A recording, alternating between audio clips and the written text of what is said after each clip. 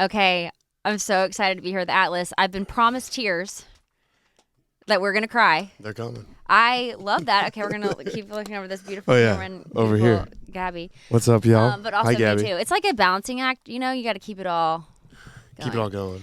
I was just asking, I have a hacking problem, and I was saying I don't vape or smoke, and you said you don't either. I don't either. No. Which your EP is called Secondhand Smoke. Yeah. But that's a part of your forthcoming album, right? It was the EP coming out of the 4th album. Okay, and the album Art of Letting Go is coming out like next week. This week. This week? Is This it already week? March? It's March 18th. It's moving. Yeah, I know. Dang it. Well, I said that. I was like, yeah, my album's coming out in like a week or two, right? They're like, no, this week. I was like, what? But you don't smoke. I don't smoke. See, my mama smokes. She smoked like 3-4 packs a day. She was A big smoker. Yeah, that's all. That was her thing. It was she either had a cig or a fridge cig.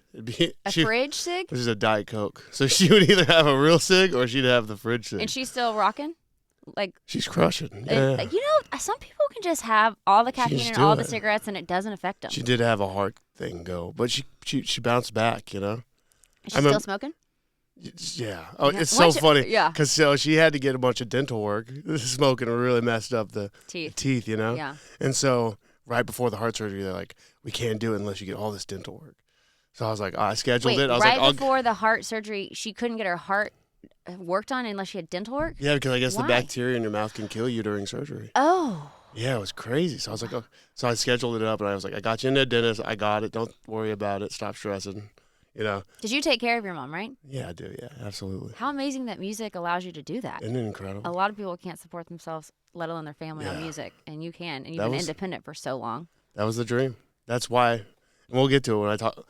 Ask in a little bit. Ask about Atlus, like how I came up with it. But we're gonna stick on the secondhand smoke thing. Yes. Keep us focused. But she, she was just always smoking. But then she was like, "You can't smoke. It's bad for you." And then she would like rip one. But first, I didn't care. I was like, "I'll listen to you, Mom." I was a mama's boy. Your song, Mama's Boy. Mm-hmm. Are there 3 of you? 3 kids? 3 of us. Two now. And your sister passed away. Yeah. So you had a tough upbringing, right? Yeah, very hard. We were very poor. Was it just your mom, single mom? Yeah. So, my dad and my mom, they got married. They did get married. They were, they had to, they were in love and all that. And then my dad was in the military, so moving around. And when they had their divorce, we were in Colorado and they split. He went back to Indiana, and then. Did you see him growing up much? Saw him in the summers. Yeah. But yeah, he's mom had to be mom and dad there for a little bit. And she was a total badass. Total badass. Like, it might have taken 4 packs of cigarettes and 2 liters of Diet Coke a day, but she got through it. I honestly, I have so much respect for your mom and any single mom out there. I'm just raising one kid, and I'm married, and it's so hard for me. So I just keeping a child alive and making sure they have what they need and providing for them. Your mom to do that for 3 kids. Was she sole provider too? Yeah, sole provider. So this album's a tribute to your mom, pretty much. Yeah, she got a couple songs, and she's got about 100 in the vault. I mean, I wrote so many songs that weren't good enough, and I was like, because I was really picky about mama songs. I think we actually wrote 10 songs, and I think 5 of them in, I kept pitching. They're like, those 5 weren't good enough. I'm like, nah. And then we got Baby Mama, and that was. Tell me about Baby Mama. Well, one makes me want to cry. It's the best written song on the album. I mean, the flips, right? It's right. They say you're just a baby mama, but you were just a baby mama. I'll always be your baby mama. It's like, oh, okay. See, I honestly wasn't gonna cry this soon but that is so sweet. Oh man, she's just the best, and that was the thing she had to struggle with was hey, she was gonna be, stay-at-home Christian housewife, you know what I mean? And then it just didn't happen, and and then she was just always criticized for the men that she was with and the people, and the person that talking about the first person, it says they say you're just a baby mama. You're 18, had a dream, should have stayed in college, and it's they're like, you should have went to college, you wouldn't be in this position, and that's not even about my dad. It's my sister's dad. Okay, so you don't all have the same dad. No, we don't all have the same dad. No. Do you and your youngest? Are you the middle? Are you the youngest? I'm the youngest. Okay, so I'm the baby. I'm the baby mama. Okay. You know, which is why I also love that line even more because I am the youngest. You actually are the baby. I am the baby, yeah. And did you have a brother in the middle or I have a sister? a brother in the middle and then older sister. Okay. I was an accident baby, actually. You know, they were like, I think we're done having kids, and then I snuck in there. You know, Way to sneak in last there. ending. You know, right at the end there, right before the snip. Oh, yeah. Yeah, That's right. always how it happens. Yeah. It's like scheduled and then, one last little hurrah. I'm glad we made it here, though. You know, barely made it. So what was your childhood like growing up? You grew up in a trailer, right? Yeah, I grew up in a trailer. What was that like? Did you know, like, did you know that your parents were struggling or that it was hard, or did your mom just like make it? Mom made it like really fun.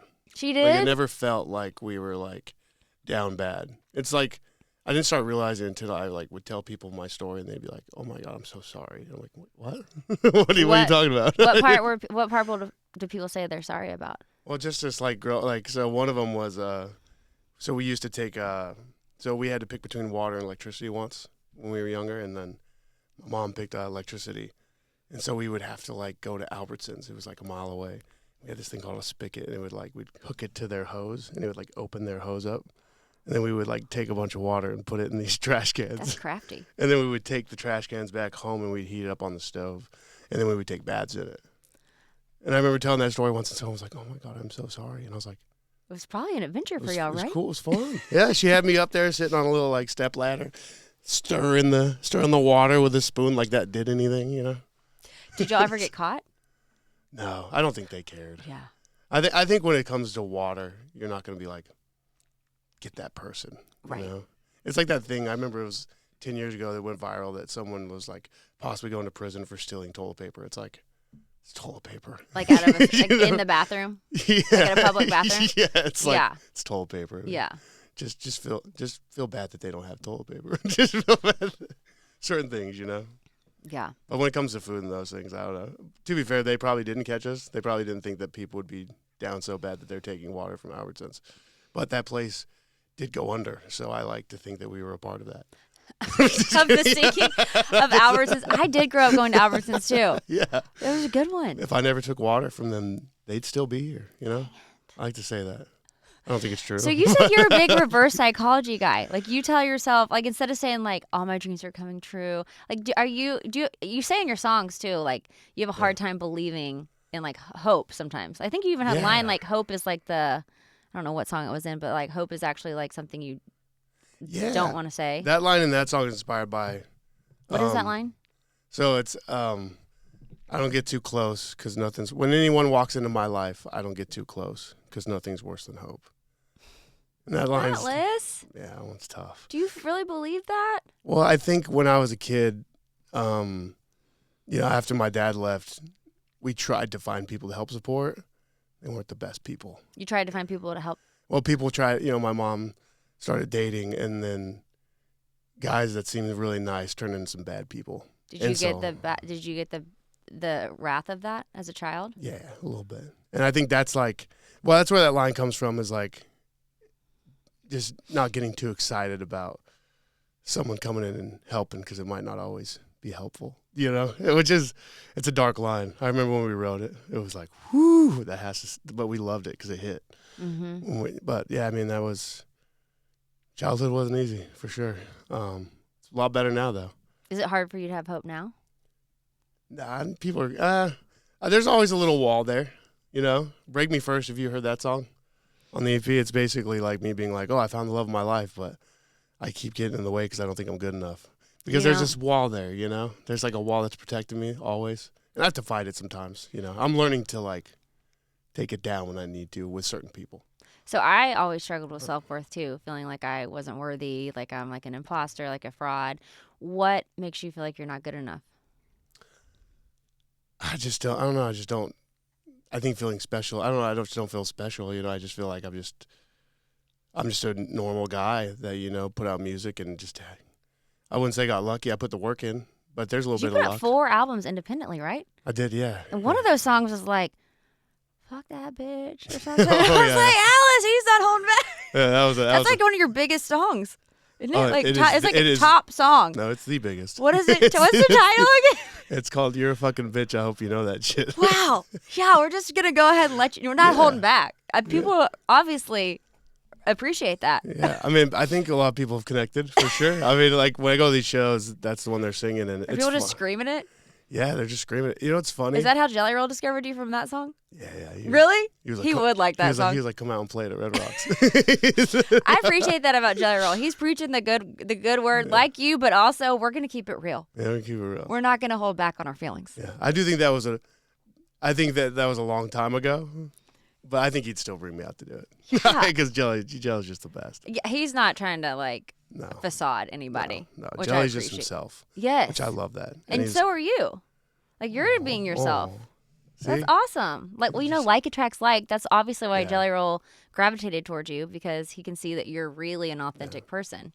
You're not trying to just like put on a front. You're trying to tell your story Yeah, and help people. and that's what that song has helped. You know, I think there's a bad like narrative to it sometimes because when I push it on socials, it's only the hook, and so if you Well, the hook is kind of hard to miss. if you only hear the hook, you're like, does this dude just hate women? You know what I Was mean? it a specific relationship?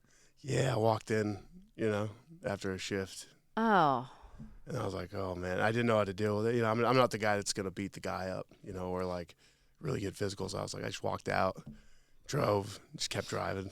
I was like, and then when I ended up writing that song, I was getting to it. I was writing the verse, and I really loved like the verse. I liked the lines. I was like, that was clever.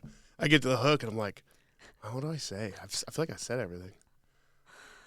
And I was like, I'm just gonna say it. I'm just gonna say it. well, and that's the cool part about being an independent artist for so long is literally you can do whatever you want. No one's telling you what to say, what not to say. You're just like putting out how you feel and people are responding. Yeah.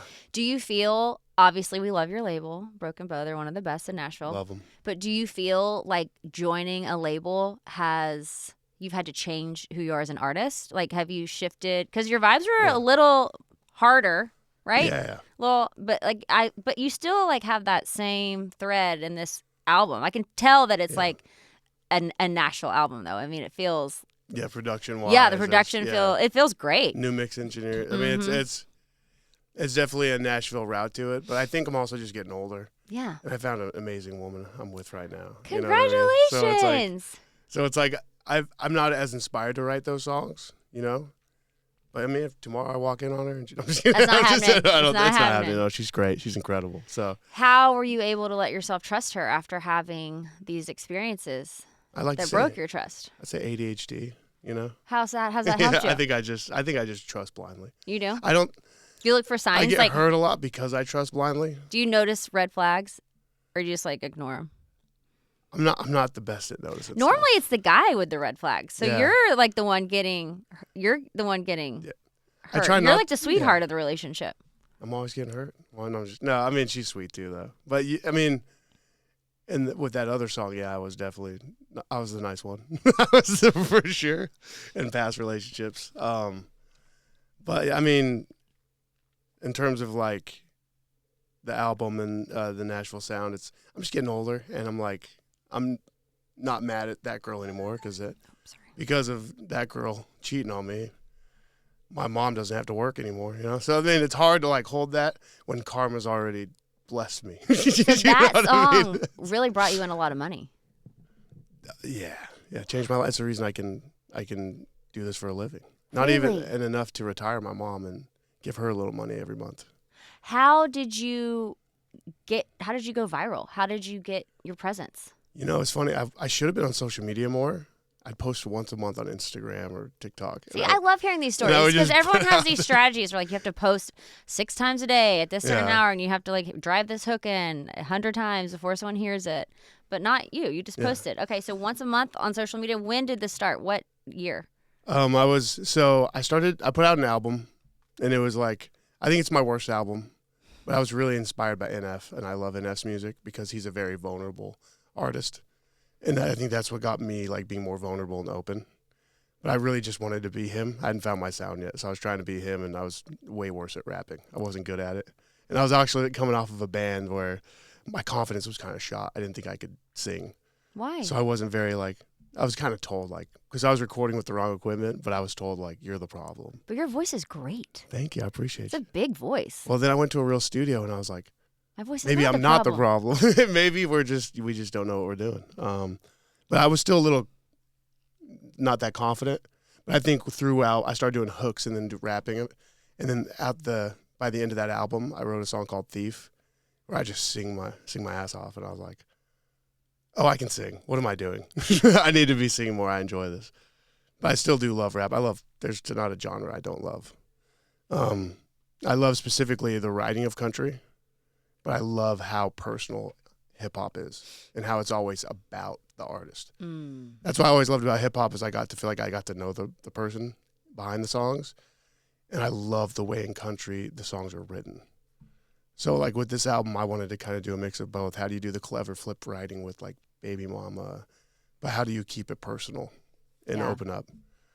And that was the goal with this, is just kind of, I'll say coming to Nashville, I've become a better writer. Before I would just like, I'd write like 100 songs and maybe 7 of them were good because I didn't understand of having the idea of what the song's going to be before I start writing and just going with the flow. I get that. But this album, I think there's a change in some ways, just as me as a person, though. Because it's funny, because, like, some of my biggest songs, there's You're a Fucking Bitch, but then there's another one called Perfect that I wrote about my girl. And it's funny that I'll go to the show, and they'll be like, my 2 favorite songs, that song got me out of a toxic relationship, and then I found the love of my life, too. And they're always, it's like, it's crazy to see how there's so much positive that comes from that song. Well, people want to feel seen. And I feel like that's what your goal, what did you say? Your goal is to help overlooked and judged people feel seen.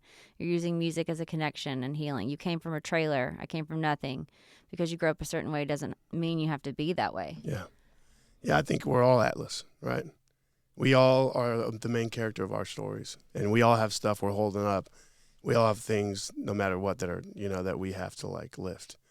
And I think, like, that's the thing where I think the whole, like, talking down to myself thing is I don't want to lose the person that I was, because I'm not this special person. I'm just this guy that worked hard and accomplished his dreams by working hard, but I came from somewhere people shouldn't be in the position I'm in. So that's kind of the original Atlus thing, too, is because when I came up with the name, I've kind of achieved the goal of that name. And this is what I want it to be. Didn't Atlus forward. carry like the weight of the world on his shoulders? He did. He's a titan. And I was in 7th grade, and we had a creative writing class. The last project, they're like, just write about Greek mythology. And I'm like flipping through the book, and eventually I got inspired by Atlus, the titan that holds the world on his shoulders. And when I was a kid, I was like, that's my mom. Your mom was Atlus, or you were holding? That's how I wrote it, connecting Atlus to my mom. That's what the paper was. And I just remember when I started Atlus as an artist, I wanted to do that for her, finally take that weight. And because of the music, I've got to retire her, and I've got to accomplish what I set out to do. How has she been during this journey of your music? She's blown away. I mean, she was so supportive. I think she was always hitting me with the, well, make sure you got a plan B, you're doing the, mom, you gotta make sure I'm not too crazy, But she was always supportive of me chasing the music. And there was a point there where I was working one job, right? And I realized how expensive studio was. Once I recorded my first song that sounded like really good, I was like, oh. It costs a lot. I was like, let me look up the equipment. Let me buy some of this. And I looked at the equipment. I was like, I can't buy that. That equipment's expensive. So I was like, I got to rent studio time. I got to keep doing it. So I booked it out every weekend. And I would just put out a cover, and then I put out an original once a month. You put out original once a month? Once a month, and then I put out 3 covers. Okay, so you kind of had a system. I had a system, yeah. Because I put out this album, and I just put it out there and then I was like, I'm going to do covers now, and then the covers will funnel people to my album. And I'll put out originals. And it's like, and eventually, like, I had a couple covers start hitting, and I would just, like, it was a lot of pressure because I would, like, Friday, I'd have, like, because I'm driving a truck 5 hours this way, 5 hours that way. Okay, so you're driving the truck during all this. But you're believing that it's going to work. The music's going to work. Are you having full faith? I'm doing it, Yeah. I was happy with being a truck driver for the rest of my life. Okay. I was like, I'm good here, but let's see what I can do. You can make good money being a truck driver. Yeah. No, I was making, I mean, that's why I wanted to be a truck driver, is because when I wasn't a kid anymore, I was like, I never want to experience the negative of not having money. And I was like, I'm just going to work every hour I can to make sure I'm never in those positions. And that was like, I was working this job, and then I started working 2 truck driver jobs. I don't think you can do that now because now they have these electric logs, I think. And you have to like rest. You have to have like 8-hour down period, right? Or 12 hours something? Yeah. You skip that? You know, when you're not completely honest with both companies. Yeah. I was just trying to pay the bills, But I know that, like, so I would drive 5 hours this way, 5 hours that way. Every Friday, I would, like, songs would drop because people drop songs on Friday, hits release radar, all those things. And I would have to be like, what do I think is going to be something that gets attention? Because when I had no followers on YouTube, I was like, I got to do a cover. And then I have 2 days. If I can beat everyone else who's covering songs to it, I have 2 days where I'll be at the top of whatever the feed is until the big guys come in and just shove me down. So I get 2 days. So would you cover like a current song, like what's trending that week? I would have to try to, no, because I couldn't, because I wasn't a big enough. Oh. I wasn't a big enough channel to do it. Okay. So those were already covered. And so what would you cover? I would just hope. I would just pick a song. I'd take my favorite song of the week, and I would just cover it and then hope it turns into a hit. Did it ever happen? Kid Leroy. There's a couple Kid Leroy songs. Mood, 24K Golden. Why you always in a mood? And it was like songs like that, and then it was like, but just like whatever was like on the Hot 100. Okay, and so you just covered every week, and they a few of them took off. Yeah. Well, so when Mood turned into a hit, that video got 1 million views, and I was like, oh, whoa, it's happened, How does that feel when it happens? It's cool. I mean, that one didn't change my life, but it was one of those moments where it was like people were starting to find me, and over time, through just like, I think it was 97 uploads for my first song to go viral. But 97 uploads. That, Yeah, I mean, that's why you just cannot quit. No, I just kept going. and then when that happened, that felt so overnight. Because I think I grinded to 10,000 subscribers in 2 years of just That's awesome. working 2 full-time jobs. And I'm like, one job goes, I book out the studio all weekend, every weekend, not even knowing what I'm going to do yet until Friday. and I would just book all that out. And it took a lot of money. It took every dollar from that second job I picked up. Wow. But eventually when I dropped You're a Fucking Bitch, it went from 10,000 subscribers to 200,000 in like 3 weeks. No way. Blew my mind. I was like, what is going on? And that was an original song. Original song, yeah. It was Well, it's just like a shocking song too, Yeah, I think that's like I was scared of it because I put it up. Well, I didn't have enough followers. I didn't think it'd be a hit. I put it on YouTube, and it was like, I was like, I don't know if me putting cuss words in a title is a good idea, But I put it up definitely there. makes you want to listen. Like out of all your songs, when I went to your page, like I wanted to listen to that one first. You click it, you're like, what is that? Yeah. What is that when you Yes. click that? And I remember the first day I got 2,000 views, which was huge for me. I was like, whoa. But usually after the first day, it's like, it's going to go down in views and down because your fan base has seen it. It's day 2, it got 4,000. And I was like, well, that's weird. It shouldn't get more views than 6,000, 8,000. And then there was a time where it was getting like 10,000 views an hour. And I was like, it blew my mind. And then eventually YouTube got me with the age restriction, which makes sense. What do you mean? What's the age restriction? It was going crazy viral, but eventually it got age restricted because of all the cussing and the title. Like you have to be 18. I'm surprised it didn't happen sooner. Yeah. Shout out to YouTube for letting it go.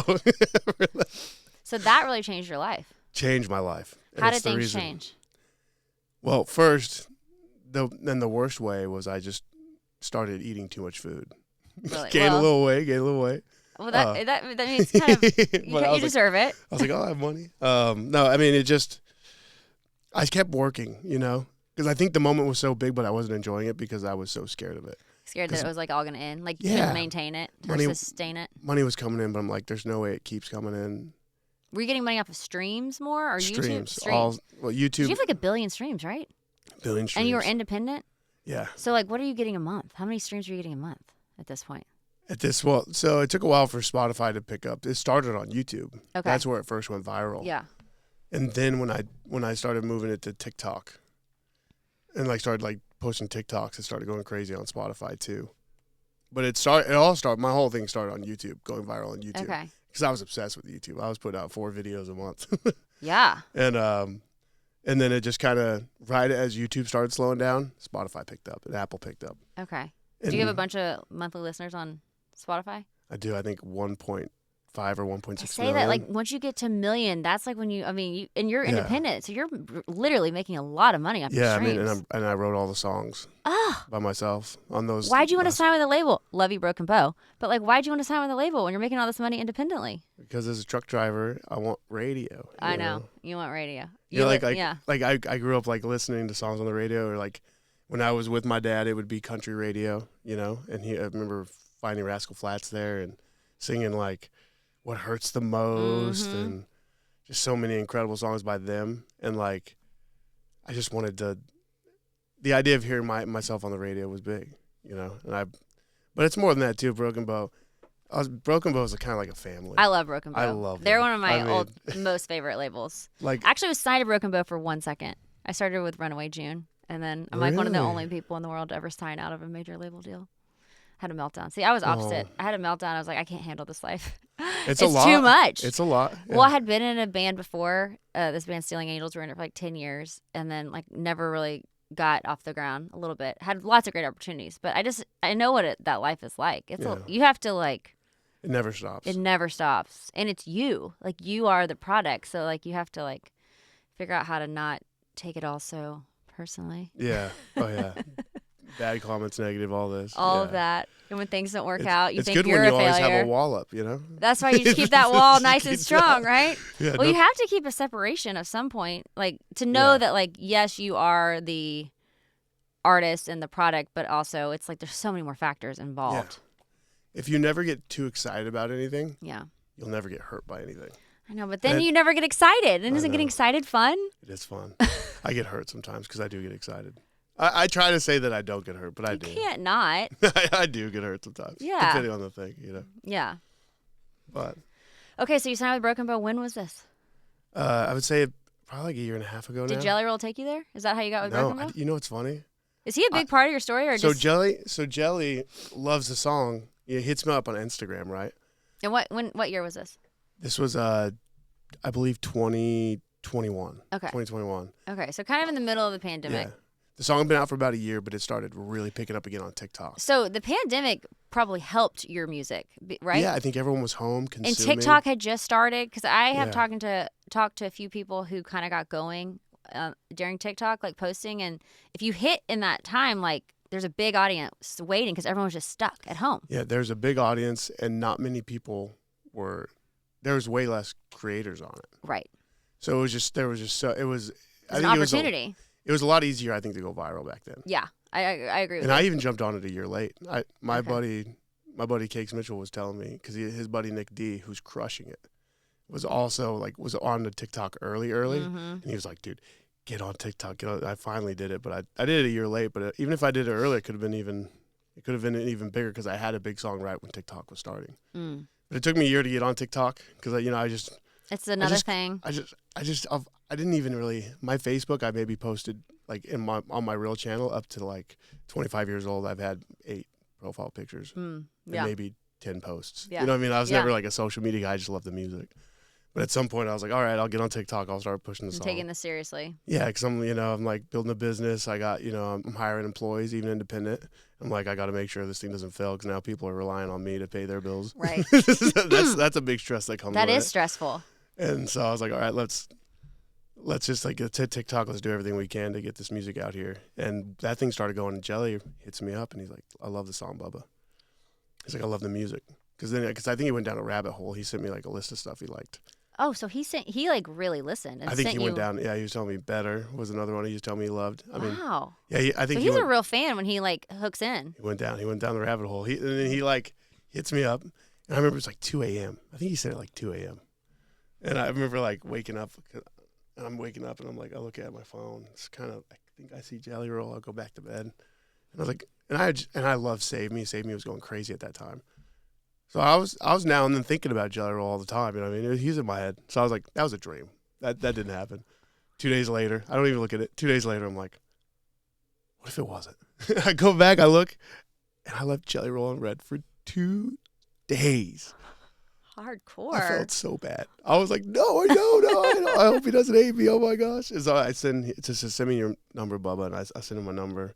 I'm looking up the like Nashville area code 615. I'm like, all right, if I see a 615, because you know all the scam calls you get. Oh yeah. I was like, I'd never answer them, so like an unknown number. So I was like, see a 615, grab it, no matter what. This is a perfect time for a scammer to get me because this is I'm looking for this number.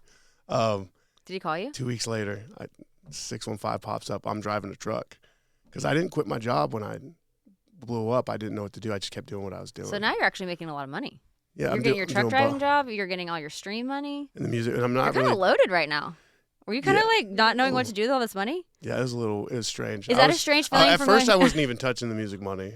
Good. Too much because I was like, I don't. You want to save it. I was like, I don't know how long it's gonna be here. You know. You gonna set yourself up. Yeah, just put it aside for a little bit. So you went from like dead broke to like so much money. I wouldn't say dead broke. Or just hard because struggle. I was working. Right. So when I was a kid, dead broke. Yeah. But when I became an adult and became a truck driver, I was no longer dead broke. I appreciate your hustle, Atlus. I was like, I watched my mom work 3 jobs. My thing was like she was always working like she'd work to school because she wanted to drop us off and pick us up, so it was convenient for her to take us to school. So she worked at the school? Yeah, so she, Aww. which was great. And then she would go to the gas station. When like and she sometimes would have like a labor ready job where she would like give people that don't have jobs, and then you'd pay them cash to go do like a hard labor job. So she had like 3 jobs always like going at some points, you know, sometimes 2 jobs, sometimes 3. But the problem was they were never high paying jobs. Right. So when I got older, I was like, CDL is a high paying job. Smart. Let me just do what my mom did, except have like a higher hourly. Yeah. So because I was a child, when I was a child and didn't have money, when I became an adult, I was like, I just don't want to be broke ever again. Mm-hmm.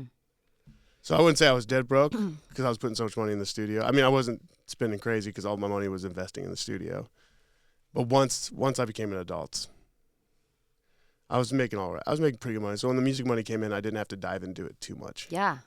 Now and then I would, I'd go to a cool dinner that I probably couldn't have gone to. Right. You have a little bit of a splurge every now and then. Been like, I heard about John Elway steaks. I've never had one. Now it's time, Celebrate a win, having a big song. So what did Jelly Roll say when he called you? The Jelly Roll, he's like, the first thing I hear is, how you doing, Bubba? And I was like, oh, man. Get in here, Bubba. You know what I mean? I love that he called you Bubba. I think he calls everyone Bubba. It's his thing. Yeah, it's his thing. I was like, oh, that's Jelly Roll. And he's like, and I said, like, hey, before we get into this, I was like, I hate to be this guy, but I got a 30-minute out. I'm on my lunch break. And he was like, what are you talking about? I was like, I drive semis. I start talking about my job. And he's like, you're a gold record recording artist. What are you doing driving trucks? And I was like, I didn't really have an answer to it. And I was like, I don't know, man. I'm scared of, it all going away. I don't mind truck driving. I like it. So I was like, I don't see the reason in stopping. I'm not touring. I don't know how to do any of that stuff. I just know how to make music and put it on the internet. Wow. And he's like, who's your team? And I was like, well, my 2 homies from high school have just been filming and editing and just helping me get this stuff online. He's like, that's all you got? And I was like, yeah, that's all I got. And he's like, let me introduce you to some people. So he flew me out to Nashville. He flew you out? Flew me out to Nashville, put me up in a hotel. He just connected with you. Yeah. I mean, put you in a hotel? Put me in the nicest hotel I've ever been in. I was like a Motel 6 avid goer, Yeah. Like I'm getting the cheapest hotel. Oh, yeah. Maybe bed bugs. It's worth the risk, though. It is. 70% off. Totally. And you're just staying there for a quick sleep, but so. He put me in I was like, oh my God, he treated me so well. He flew me out. He took, we got to go to a cool little, like a fight in Clarksville, which was just. You hung out with him? Yeah, the whole day. We went to the studio for a couple days. He was in the middle of recording, I think either it was Bow to the Broken or it was, what's it, Chapel? So you went in the studio with him while he was recording his album? Yeah, I got to be in the studio with him for a little bit. He put me in this room and he was like, all right, write a hook and then come out. I want to see what you got. Stop it! So I have like an hour to write a little hook. Did you like it? What was it? I think it was all right. It wasn't my best work. That's nerve-wracking. It wasn't my best work. Jeez. I think he liked it, but I don't think it he never came out on my stuff. So would he maybe have like put it on his album if he liked it? I don't know. I think it was more just kind of like he just respected me as an artist, so I think he just wanted to see it. Okay, so I think it was a fun little test. You come in the studio. He asked you to write a hook. What happens? Yeah, and then we just hung out, and he just he introduced me to my manager, and then just got me like connected to people within Nashville. And he's like, look, I want to nudge you in the right direction. And like he's like, I want to help you out. It was more like that, He just wanted to get me in the right direction and get to a point where, you know, I have a booking agent and then I can go on tours. And I think he just didn't want me to be a truck driver anymore. He was like, go be what you're meant to be. So did you retire from truck driving after that? I was 2 weeks on, 2 weeks off. Okay. I should have done it Slow. completely. But until I had my first tour, I was like, I'm going to go in between. I'm going to come back, write for 2 weeks, be in a room with writers and write songs with Nashville writers, and then I'm going to go back to Colorado and just drive trucks. But then at some point, the tour happened, and I was like, Was it your own tour? yeah, my own headline tour. So the first touring that you did was your own headlining tour. How did it go? Did people show up? It was great. It's like 200 people every show, 200 to 300. Stop. Right off the bat? I got lucky. I didn't have to Your have first that. tour was right off the bat, like full. Yeah, People were showing up. It was incredible, and that song was really, really going at that time too. But it was we sold out the basement, and it was like, I was like, okay, this is pretty cool for a first show. Like, as my old like rock band, you know what it's like to like play in front of people, like 3 people. Yeah. Or you're at like And the 3 people work there. Yeah. They're like they work employees. there. Yeah. They have to be there. Or you're like at an airport, but everyone's just trying to get to their flight. You know? Yeah, like it's nobody cares. Like, you know how it feels when no one cares. But to have people actually like singing. Yeah. You know. That's what I'm saying. Having people show up, buy a ticket, like sing when you just are doing your first tour, that's a big deal. It's exciting. I'm very blessed to like not have to experience like no one being there. Crickets. It's never happened. Yes. So I'm Congratulations on blessed that. in So that maybe way. it's great you didn't tour, you know? Yeah. Just wait until the moment was right and then. Just wait until like I've met the right people. And without Jelly Roll, I'd probably still be driving trucks. I'm not gonna lie. I'd probably just be in Colorado writing songs from a semi. But and it's funny. So then the BMG Broken Bow, even though it's the same label as Jelly, you know, Jelly's been busy. He's taken over the world at this point. Right. Like this is right before I think Son of a Sinner really started taking on radio. Okay. So now he's taking over the world, but he nudged me in the right direction. So I start, you know, I'm out here making connections, and we end up like, you know, I bring on Jay. Hey Jay. I'm a publicist, and we end up getting to go meet, you know, BMG, and I think I met with a bunch of labels, just, you know, and I was like, when was this? What year? This was probably a year and a half ago. Okay, so this is recent. Yeah, recent. Because Okay. I was out here just releasing. I didn't want to rush into it. You just did your first tour recently. No, so that was so I was out here still putting out, being independent, grinding it, you know, Okay. and just doing it from Nashville, and Yeah. then doing shows and stuff. And then I was like, I wanted to go for a record deal, and I met with a lot of labels, but BMG was just, Broken Bow just felt like family. Mm-hmm. Like once I met with them, I was like, because I feel like, you know, everyone is always like, it isn't personal, it's business. This is personal to me. It's very personal. This is my life. Every song Yeah. is my life. And so like, I want it to be personal. I want to feel the love. Like I want people to be as invested in the music as I am. And I felt like with BMG and Broken Bow, that was, just felt like family, and it still feels like family. They've been incredible. Were there any lyrics that you've had a hard time putting out there? That you're hard time for people to know? For this album? Yeah. Oh, man, Art of Letting Go. Tell me why. So I lost my sister a week before my first tour, and I kind of had to like do this tour, and I know she'd want me to do it. Was she always struggling with addiction? Always, yeah. I mean, she'd been battling with it, and then she would, you know, we were always like a place that she'd come back to get clean, but mostly to get food, water, and then she'd go back out. Did she start young? Yeah, I think, you know, where we grew up, there wasn't a lot of, the community wasn't great. So she fell in, it was easy to fall into the wrong things. And she fell into some things. I mean, she started light, you know, like not into the craziest stuff, but I think, you know, after, at some point, she bounced back for years, and she had 3 kids that. She had 3 kids? Yeah, she had 3 kids, and she was sober for like probably 6-7 years, and then she fell back into it, met the wrong person. Because she was into it, then she kind of bounced back, and then she fell back into it, and then she just started turning into someone else. But at some point, it became a place where like we would see her, and she would just be screaming and breaking stuff and throwing stuff, and she was just so high out of her mind. You know, she didn't even know she was doing it. Oh man! And then she would be passed out on our porch for like 3 days, and then she would wake up and she'd be back to herself, you know. And then we'd take her in for a week, and then when she got bored, she'd go back out, or if she'd try to like stay with us, and we'd let her live with us, and then we'd find like needles under the couch, and yeah, it was tough. I'm sorry. We always kind of let her back in, and that's like, so there's a song called "Still Haven't Stopped" on the album. It's not out yet, but it's basically like, the hardest thing to do is loving you, but I still haven't stopped. So it's like you come back in, but we can't say no. But it got to a point, and this is I think towards the end there, what really broke it was she would always be, she knew she could come back to the trailer, come back to us whenever she needed a place, and we had her my niece and nephew was there, her kids, and they show up unannounced, and the person she's dating at the time just drops her off, like foaming from the mouth, ODing on our sidewalk. With the kids? The kids go out and they see it. Wait, the kids were there, so the kids run out. He comes up, he's screaming, he's like, "Hey, she's dying, she's dying." And it's like, what? Was she foaming at the mouth?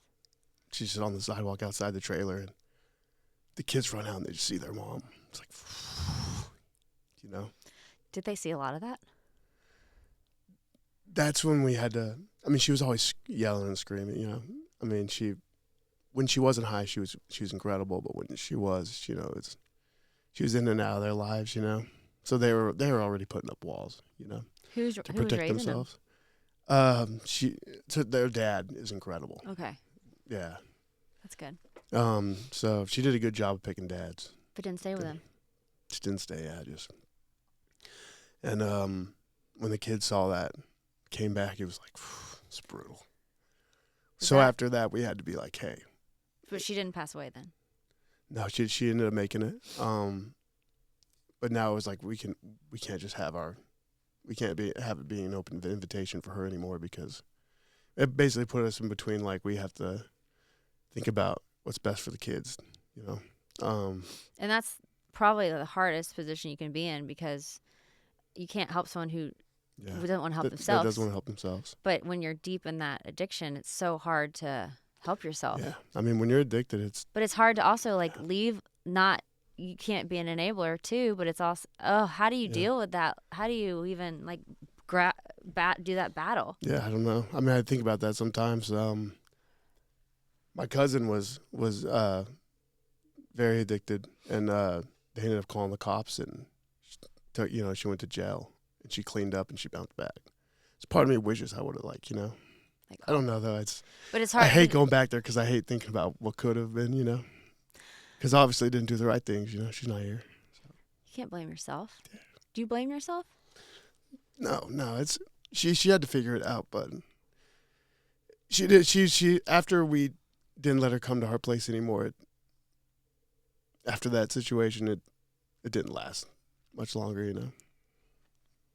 We kind of took away her safe haven. But what are you did the right thing. That's what everyone who deals with addiction, I feel like, says that you have to do. Yeah. It's just a no-win situation. Yeah, they got to want to do it. It's one of those things that you're sitting around knowing where it's either going to lead or they're going to get clean. Right. And we just ended up on the wrong side of it. I'm sorry, Atlus. No, I'm sorry. How did that change you? Yeah, and I think next time, I don't know. It hurt, you know. I tried to run from it for a while. That's why Art Letting Go was such a tough ride, because when I wrote "You're a Fucking Bitch," you know, it was pretty quickly after I was cheated on. You know what I mean? It was and you have a lot of anger. Yeah, it's kind of honestly better to be angry than. And even I have some sad music too. It's like all my music, like when I have a negative feeling, I just write it down and I get it out. But it was such an intense moment that I didn't want to face it right away. It's the first time I've had to wait to write a song till I was ready. And Lou Ridley called me the night before, and she's one of the writers I write with, and dope artist. And she was like, she just lost someone. I told her about my sister, and we had we were connecting on the phone on that, and it's like, hey, we have a write tomorrow. Let's try it. And then that write was. Was it healing? It was. I mean, we cried a lot, but it's been therapeutic to go and talk about it, because I just wasn't talking about it or telling anyone. I was just trying to And it probably was weighing you down. Yeah. like that kind of secret, and not secret, Yeah. but that kind of like burden on your heart to not be able to share it and to realize you're not alone. Yeah, it's nice to like just because when we put it out on socials, when we were teasing it, started going crazy viral on Facebook, and it was just Really? people talking about the people they lost and how they lost them. And it's like it's cool to see how a song like that impacts people and how it helps them get through stuff, and maybe they don't want to talk about it, but one that made me cry like crazy. So people do like people will make videos to your songs on TikTok. There's a line that says I can't even go to the graveside, it's too soon, which is like the opening line of the song. And there's literally like someone's like posts a song with them at the graveside being like, we finally found the courage to go. And I was like, oh my God, that would kill me. I was like, whew. Have you been able to go to the gravesite? Oh. So technically she's in an urn. But it's like the idea of like, you know what I mean? Like I can't even look at her. I just can't go to that place. Are you angry? But, what are the feelings that you feel? I think I was angry initially, and I felt bad for being angry because I feel like I should just miss her. Initially I was angry. I mean, but I was also sad. It's. I think it's just so many emotions. Usually something like when something happens, it's one emotion. I think when it's so many, it's like it's hard to figure out how to deal with it. And man, I'm happy that she's no longer addicted. I know she's in a better place, and I think that's what helps me through it. And I know that I couldn't imagine how painful her life was there towards the end of it. And just like, I couldn't imagine being so addicted to something that you're literally just killing yourself. I mean, there's a point where she was like 80 pounds, she was going often 3 days without eating because she gets so high that she wouldn't wake up for 3 days. So it's just like, she was going through a lot of medical stuff at the age of like 32 that you shouldn't see till you're like 70. Yeah. So it's. How'd your mom handle it? That was tough. I think she blames herself.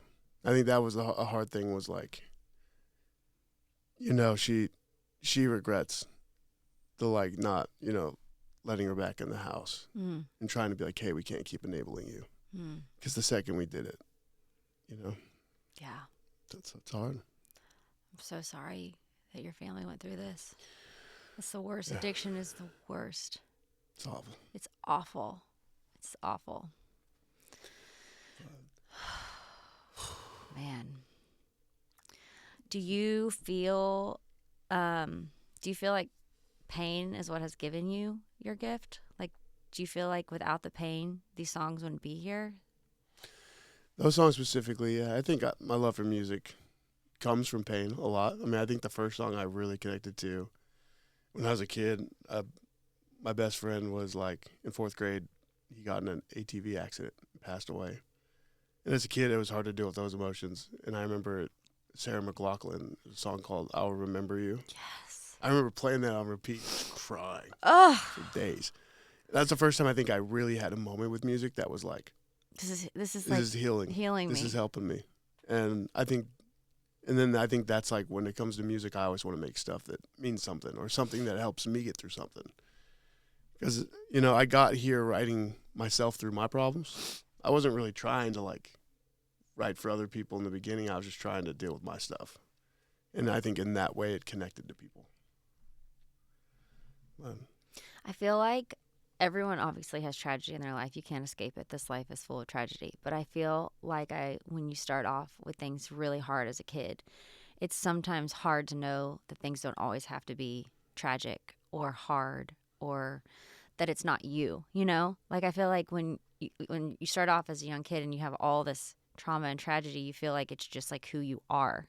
Do you feel like you've separated from like, this happened to me, this is not who I am, this is things that have happened to me? Or do you feel like all that has happened to you is who you are? Like, can you separate it? Yeah, I think I'm so excited about the future that I don't think I'm getting to the point where I'm not as hung up on the past as I used to be. That's a huge breakthrough. Yeah.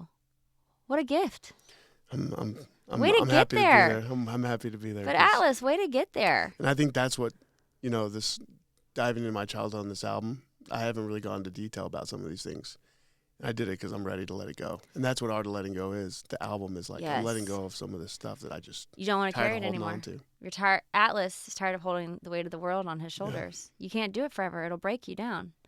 And you deserve joy and happiness. And you deserve the fruit of your gifts and your hard work and sharing your story. And there is hope and happiness that you deserve to feel. Have you allowed yourself to feel hope and happiness much in your life?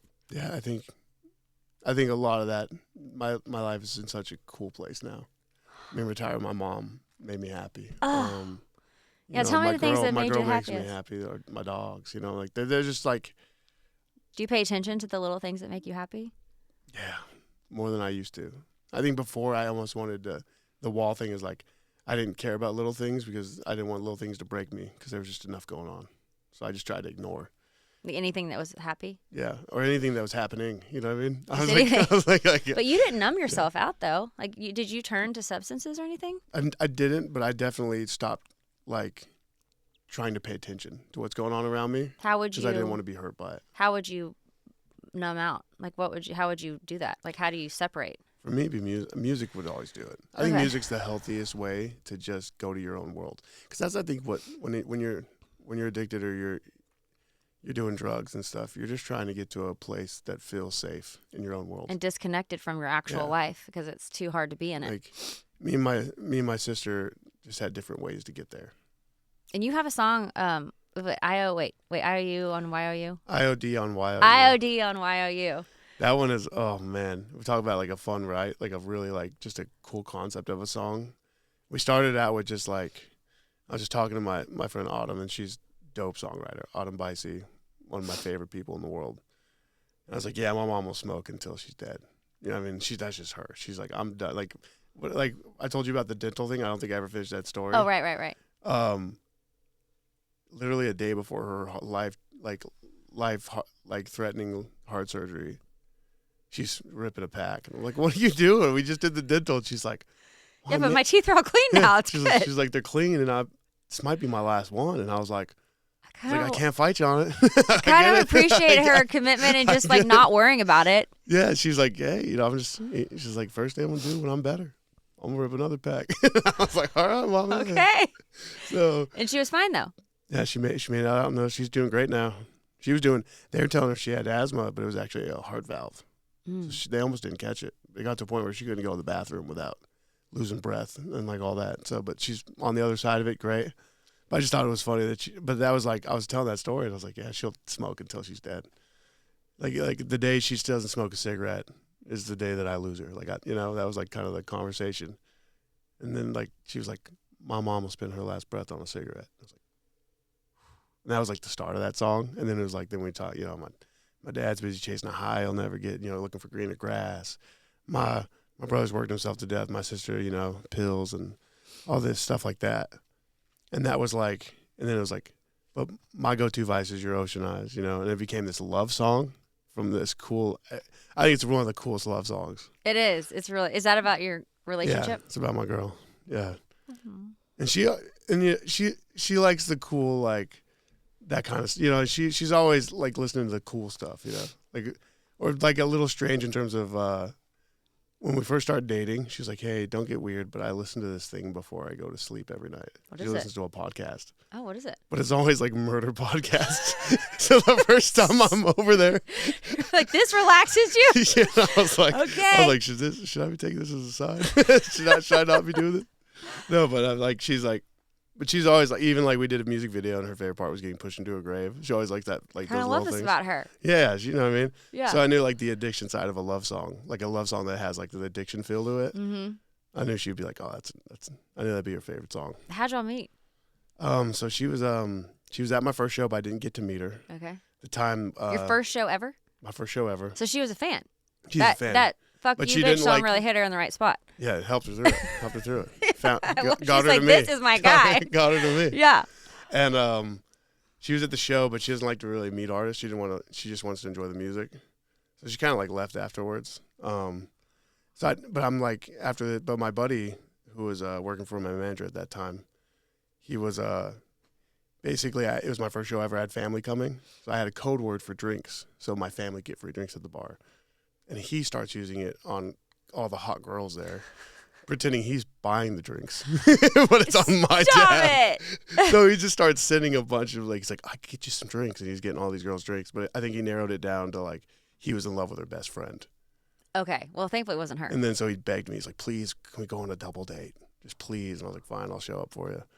And then we get there, and then we hit it off like crazy. You know, we go to this like fancy restaurant, and me and her, we love the shitty food. You know what I mean? So we're making fun of how fancy they are, and we're just, you know what I mean? And we're just like, they're ordering the fancy stuff on the menu, and we're getting like French fries and cheese curds. Yes, you know, the good stuff. Yes. And then we just started bonding there, and then it just like it took off from there. It started with like Angry Orchard because I love Angry Orchard. Oh, nice. She was like, "Have you ever had Angry Orchard mixed with Blue Moon?" And I was like, "Oh." And then we went to like 3 bars trying to find it. No one had the combo, so it took 3 bars to get there. But is it really great?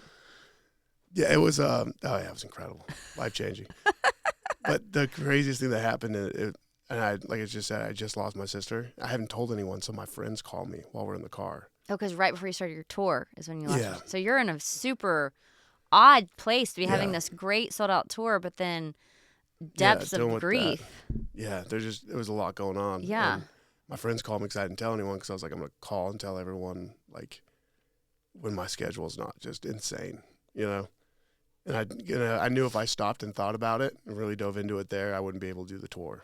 And I felt, and people bought tickets. It's like, you know what I mean? People are flying from different states and spending thousands of dollars to be at these things. So it's like, I gotta do this, and she would want me to do that too. When I played shows in Denver, she was there. Or like for like the band stuff.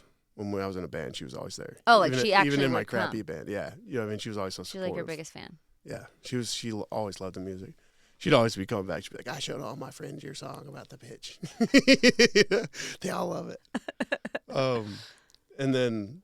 But then I'm in the car, right? And my friends call me, and they start saying, "Oh, I'm so sorry about your loss and all that." And I was like, "Oh, this is terrible timing." I'm in the passenger seat. She's driving. We're heading to a bar, and I'm like, "Hey man, can we talk about this later? I know I appreciate you for calling. Right now is not a great time." But from her perspective, it looked kind of like fishy. Mm-hmm. It's like, because I'm like rushing him off the phone. I'm like, hey, I can't talk right now. I'll call you later.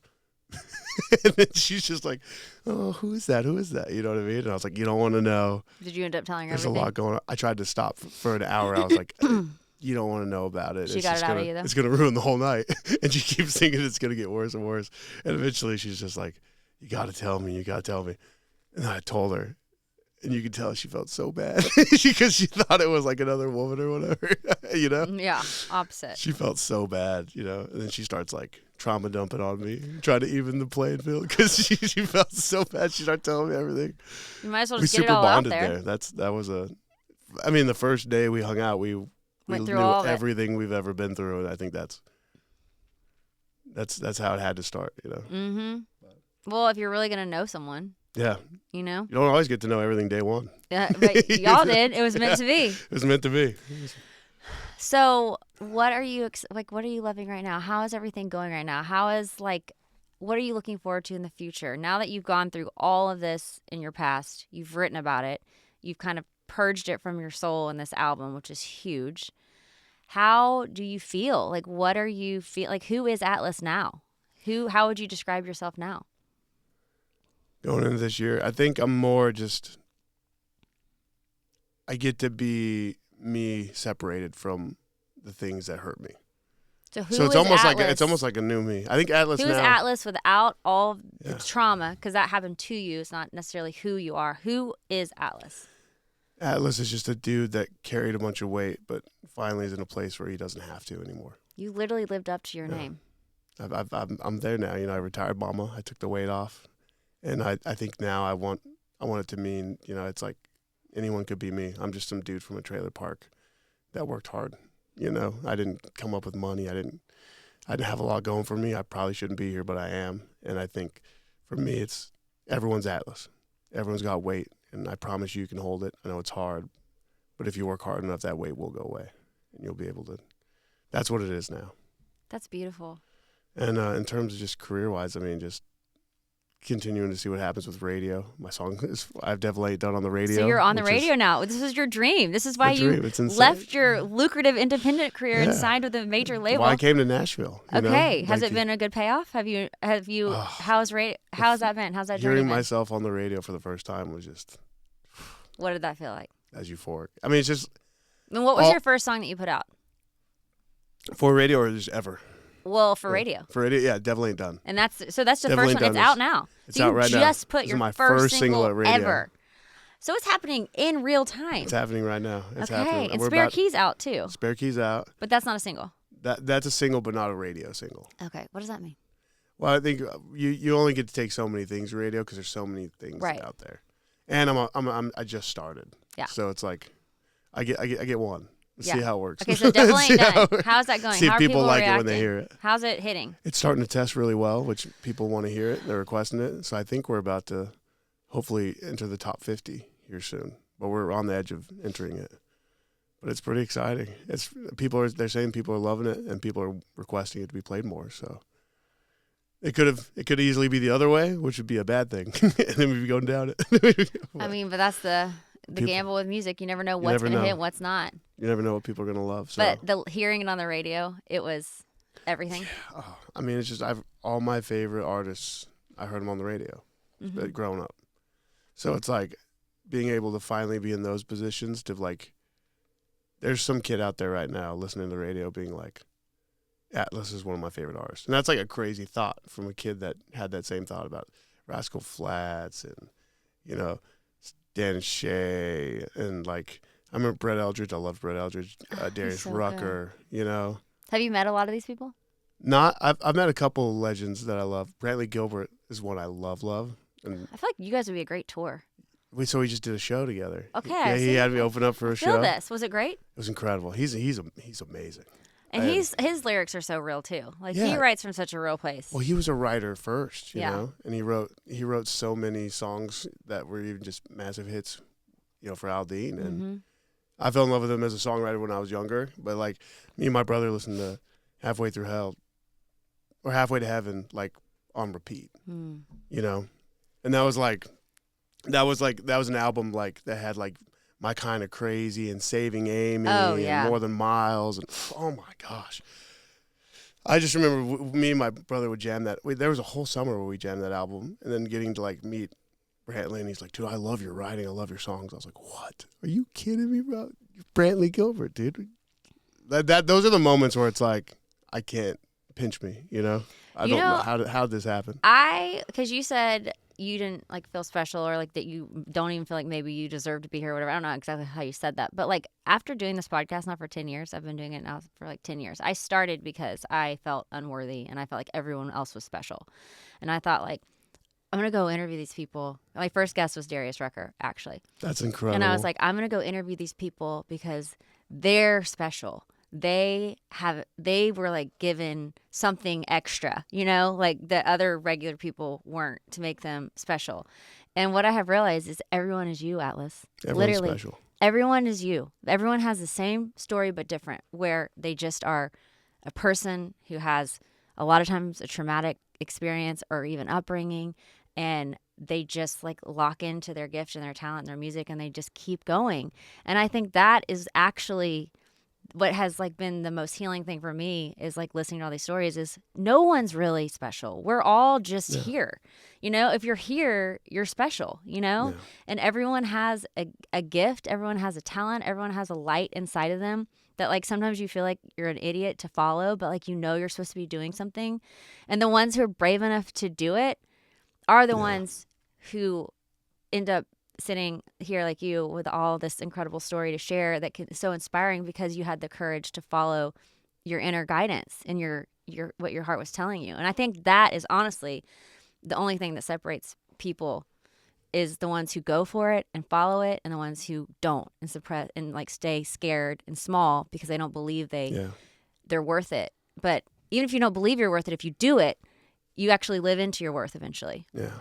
The scared to fail thing, People are scared to do the things because they don't want other people to think, And I think once you start thinking about what other people are going to think, you failed. But also, who are these people? Yeah. They don't care. Yeah. They don't actually care about you. Yeah. And if they don't want you to do well, then they're really not your people. You know? Yeah. Because true friends want you to do well. The ones who want to keep you small really aren't your people. But sometimes you don't know that because it's all that you have around you. Not until you do it. Mm-hmm. And I think it's funny because once you start doing it, it's funny how you hear like, "Are you sure you should do that?" It turns into, "I always knew he had it in him." And you're like, "Really? All right, no, okay. you didn't." All right, hey, I'll let you say what you want to say. Sure. Yeah. Well, I am so impressed and inspired by you, Atlus. Your journey is unbelievable. You're a testament to just doing the work, putting yourself out there, being real too. I think that's like really what I'm feeling from you is you're so real and you're so raw. And you put that out there. You're not trying to sugarcoat anything. You're not trying to be something you're not. And you're trying to let everybody know that they're capable of achieving greatness just like you are. That it doesn't matter where you come from. And I think that's a message everyone needs to hear all the time. You can't hear that enough. We all get in our own way, get in our own head, get in our self-talk. Like, I checked my self-talk. I've really gotten really good with my self-talk now. But, like, I used to have the worst self-talk. I would look in the mirror and I would just think I was just so unworthy, not worth, like, not, if anyone actually found out who I really was, they would see that I wasn't worth anything, why do we feel this way about ourselves, you know? I think you say that, and I say that all the time in the mirror, which is, it's kind of like the break a leg thing, you know, where you kind of got to check yourself because you don't want to get to a point where you're so full of yourself that you think you are. I think feeling special or thinking you're special just feels icky a little bit. You know? Well, I don't think it's that you feel special. Yeah, I think it's that you feel worthy. You know, that like you feel worthy to have great things in your life just like everyone else does too. And I'm learning there's a balance there. And that's what I'm trying to It's find. not the ego of thinking like I'm better than someone or like I deserve this over someone. It's like, no, I just deserve this because I'm a human and this is what I'm pouring myself into and I deserve to have a blessed life. Obviously, it's not all going to be rainbows and butterflies, but like you deserve blessings just like everyone deserves blessings because we're here and you're doing it. You know, you're following what I believe is God's instruction. Like I think we all have a blueprint on our heart and you're listening to it. You're following it. You're doing it. You're answering the call. So why not you? Why not? I love that. That's incredible. I need to work on that. I need to work because I still sometimes look in the mirror and talk down a little bit, you know? Everybody does. Which is, I always look at it as a positive, but maybe I should stop because I just don't want to be complimenting myself. But maybe that's not a bad thing. But it's not. You know? It's not like to compliment yourself to be like, "Oh, I'm so great." It's just to be like, "I deserve this. I'm worthy," and I love that. You are worthy. We all are. Once I finally convinced myself of that, having my daughter was what sent me over the edge, because I was like, "I'm not raising a daughter who's not worthy, who doesn't feel worthy in herself." And I was like, "This makes me cry," because like I was like, if I can't look at myself and say I am worthy. How can she? Then how could she? You know? Yeah. So it's like I got to figure that out. And so like, oh my God, you're doing it though, and you are worthy, just like we all are. So thank you for sharing your heart and your soul and your music, Atlus. It's incredible. I always wrap up with "Leave your light," and it's just super open-ended and inspirational. What do you want to leave with people? What do you want people to know as like a message? Yeah. You can do it. I shouldn't have been able to do it, but I'm here. Because we all can do it. Whatever you're scared of, whatever you want to do that you're not doing right now, go do it. Don't talk about it. Just do it. Don't tell other people you're doing it. Just do it. And you're going to feel great about yourself, I promise. Atlus. Yes, you're amazing. So awesome. I love this. Tell me the album. It's called The Art of Letting Go. The Art of Letting Go. Deeply personal. It's too personal. Very personal. You're sharing it all. Appreciate your honesty and your vulnerability. It's coming out March 20th. So when this podcast airs, it will be out. Mm-hmm. Congratulations. Yeah. Thank you so much. Way to be on the radio. Way to make all your dreams come true. Things are they're just happening. Atlus, you no longer have to carry the weight of the world. Now enjoy the fruits of your labor. And all of your hard work. It's time to enjoy all of your blessings. I need to learn how to smell the roses. It's your harvest season. There's actually a song called Roses that says, "Teach me how to smell the roses," because I'm bad at it. I'm bad at enjoying. You're about to be blessings. good at it. No, it's a new I'm chapter changing for it. you. New chapter. It's a new chapter for you. Art of letting go of not enjoying life. This album is a cleansing. You know, you got it all out, and now starting fresh. Starting fresh. I believe that. New me. I speak that over you. Ooh. It's happening. The energy, the aura of this room is crazy right now. I love this. I feel it. You have to believe it. Energy is everything. Whatever you tell your mind, you can do. And I block myself all the time, but I know this. It's like when you get your energy and like believing it, anything can happen. And you're a testament to that. You too. Hey, Atlas, thank you for joining me. This was Thank you amazing. for having me. Bye. Bye.